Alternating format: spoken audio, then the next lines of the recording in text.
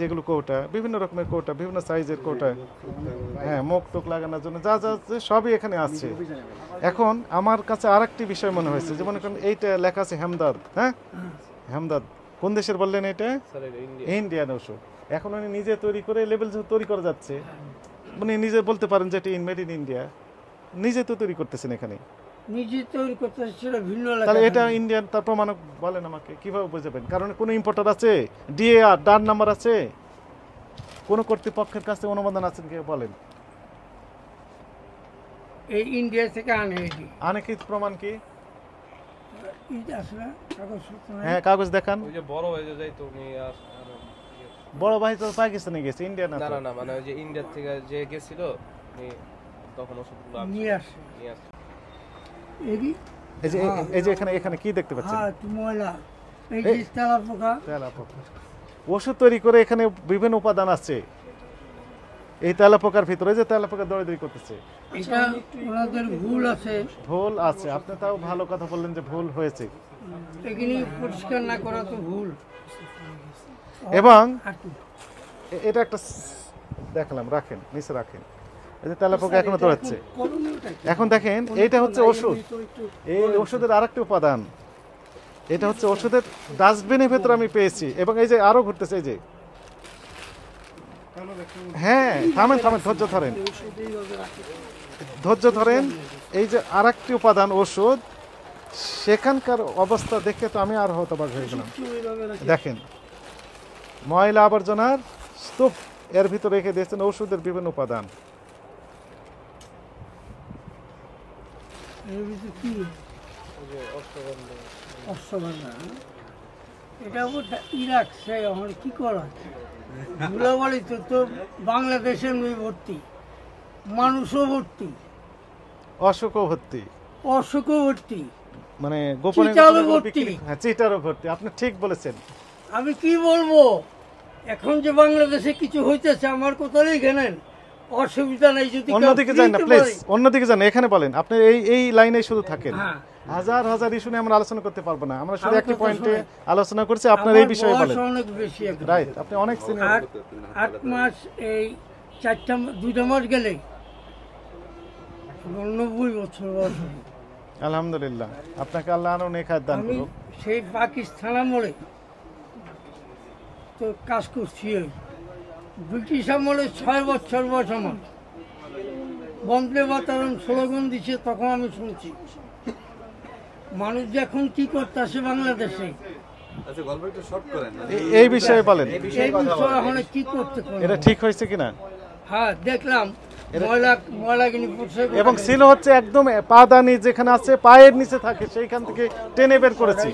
ইয়ে মুড়ি ভরে রাখছে তো, এই জন্য এমনি রাখছে। আচ্ছা, এখন আসেন,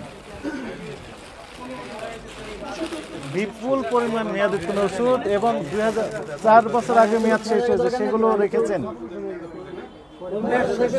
Yes. মেয়াদ, ওষুধের মেয়াদ শেষ হচ্ছে কোনটা?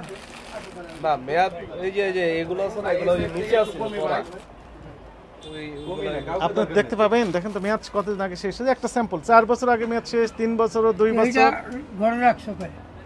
বলেন। এই বলে গেছে ওই যে কর্নারের যেখানে বাদ হয়ে গেছে এটা রাখছো কেন তোমরা? ভুল করছো কেন? এরকম ভুল করার জন্য তারই দোকান না।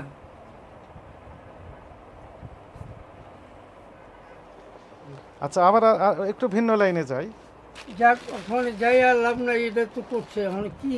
এখানে ওষুধ ওইগুলো তৈরি করা হচ্ছে, সিলগুলো সব আমরা রেখেছি এখানে, হ্যাঁ, ওই যে লেবেলগুলো রেখে দিলাম এখানে, এই যেগুলো কৌটা, বিভিন্ন রকমের কৌটা, বিভিন্ন সাইজের কৌটা, হ্যাঁ, মুখ টুক লাগানোর জন্য যা যা আছে সবই এখানে আছে। এখন আমার কাছে আরেকটি বিষয় মনে হয়েছে, যে মনে করেন এইটা লেখা আছে হেমদাদ, হ্যাঁ, হেমদাদ কোন দেশের বললেন এটা? ইন্ডিয়ান ওষুধ। এখন উনি নিজে তৈরি করে লেবেল তৈরি করা যাচ্ছে, উনি নিজে বলতে পারেন যে এটা মেড ইন ইন্ডিয়া, নিজে তো তৈরি করতেছেন এখানে, নিজে তৈরি করতে সেটা ভিন্ন লেখা তাহলে এটা থাকবে। ইন্ডিয়ান, তার প্রমাণ বলেন আমাকে, কিভাবে বুঝাবেন? কারণ কোনো ইম্পোর্টার আছে, ডিএআর ডান নাম্বার আছে, কোন কর্তৃপক্ষের কাছে অনুমোদন আছে কি বলেন?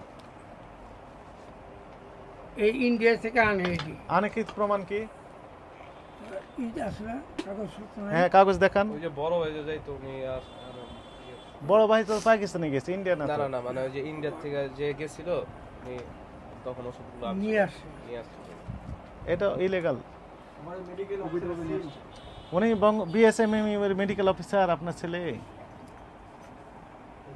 আর কি বলবো আমার ছেলের কথা, ছেলে চতুর্দিকে কাজ করে, এরকম ওই তবলিগ জমাত করে তা করুক, ওটার সাথে এর সম্পর্ক নেই। পাকিস্তানে চলে উনি গেছে। কোন মেডিকেলের মেডিকেল অফিসার বলেন তো?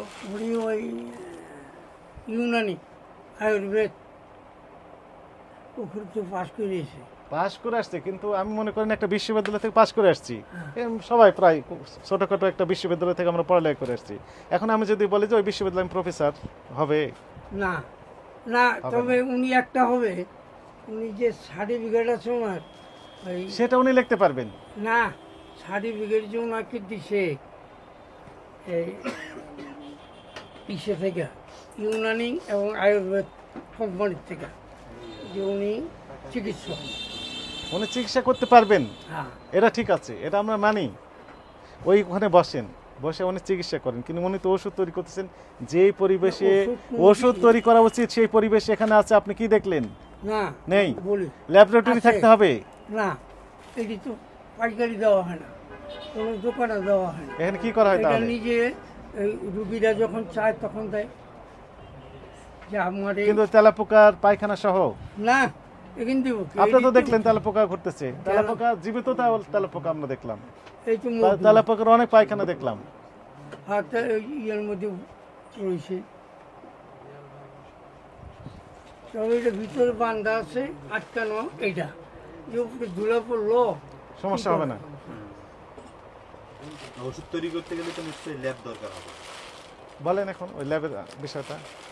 ল্যাব ছাড়া ওষুধ কেমনে তৈরি করতে পারে? কেন হাত দিয়ে তৈরি করা যাবে না? তৈরি করা যাবে না? আইন কি বলে? আইন অনেক কিছু বলে, যেটা ল্যাব দিয়ে তৈরি করে, ওই যে যেখানে কোম্পানি ওনারা আপনিও তো একটা পাইকারি কোম্পানি, নেয়। আপনিও তো কতটুকু হতে পারে আমি আনুমানিক? ওষুধ তৈরি করি, আমি মনে করি বানাইয়া এই ডিবাগুলো 2 কেজি আনুমানিক। চায় অনেকে।